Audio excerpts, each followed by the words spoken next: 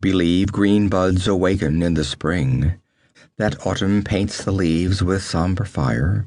Believe I held my heart inviolate, to lavish on one man my hot desire. The Song of Belit. Hoofs drummed down the street that sloped to the wharves. The folk that yelled and scattered had only a fleeting glimpse of a mailed figure on a black stallion, a wide scarlet cloak flowing out on the wind. Far up the street came the shout and clatter of pursuit, but the horseman did not look back. He swept out onto the wharfs and jerked the plunging stallion back on its haunches at the very lip of the pier. Seamen gaped up at him as they stood to the sweep and striped sail of a high-prowed, broad-waisted galley. The master, sturdy and black-bearded, stood in the bows, easing her away from the piles with a boat-hook. He yelled angrily as the horseman sprang from the saddle and, with a long leap, landed squarely on the mid-deck. "Who invited you aboard? Get under way!" roared the intruder with a fierce gesture that splattered red drops from his broadsword. "But we're bound for the coasts of Kush," expostulated the master. "Then I'm for Kush. Push off, I tell you." The other cast a quick glance up the street, along which a squad of horsemen were galloping. Far behind them toiled a group of archers, crossbows on their shoulders. "Can you pay for your passage?" demanded the master.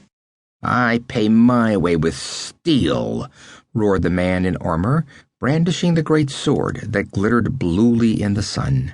"By Crom, man, if you don't get under way, I'll drench this galley in the blood of its crew." The shipmaster was a good judge of men. One glance at the dark, scarred face of the swordsman hardened with passion, and he shouted a quick order, thrusting strongly against the piles. The galley wallowed out into clear water.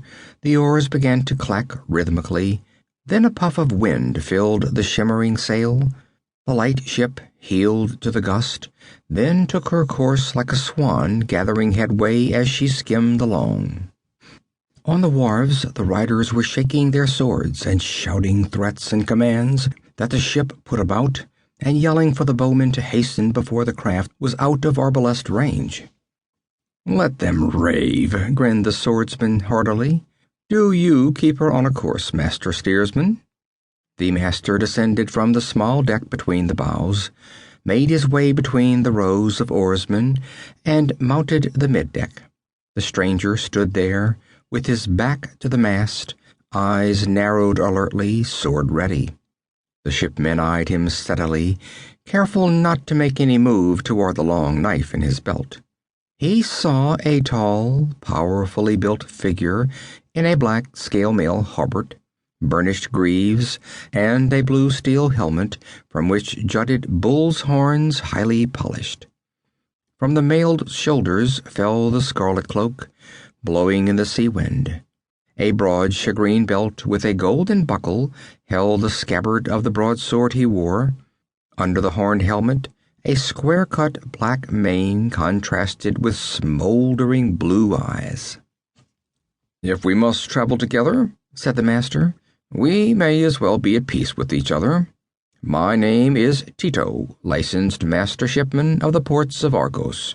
I am bound for Kush, to trade beads and silk and sugar and brass-hilted swords to the Black Kings for ivory, copra, copper ore, slaves, and pearls."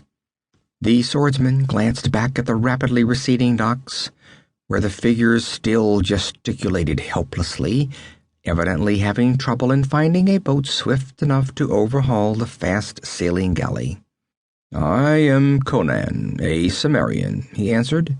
"I came into Argos seeking employment, but with no wars forward, there was nothing to which I might turn my hand.